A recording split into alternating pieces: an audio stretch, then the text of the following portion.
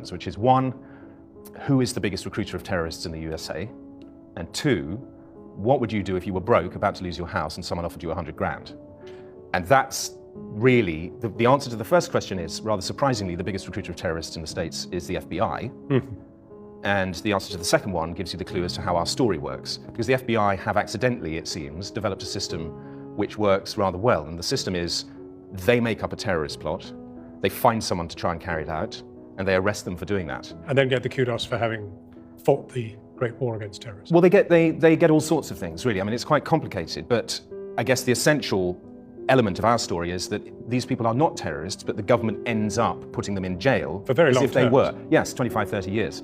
And there's a close to 100% conviction rate in these cases. And I wasn't looking for this, I wasn't aware of this. I mean, I think we all sort of have a vague idea that the FBI may be involved in setting people up. But then when you follow the story that I did, and you see it close up, it's jaw-dropping. It's really shocking and very, very hard to believe.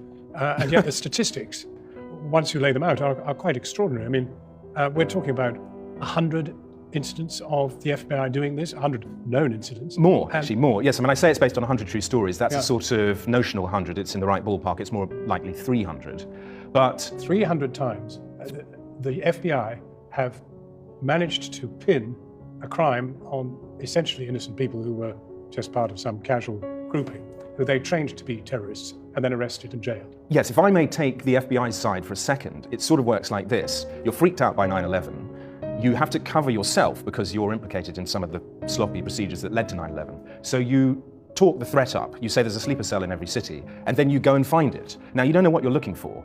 And classically in the FBI, you talk about other people. You look at brown and black people because they are more likely, you think, to be a problem. And if somebody sticks their head up in one of those communities, then you surround them with false friends, informants, who will offer them money and friendship to try and lure them along a sort of carefully scripted program of self-incrimination, which results in that person going to jail. And you will say to the court as a prosecutor, is it better that this person goes to jail or that we let them go back out on the street?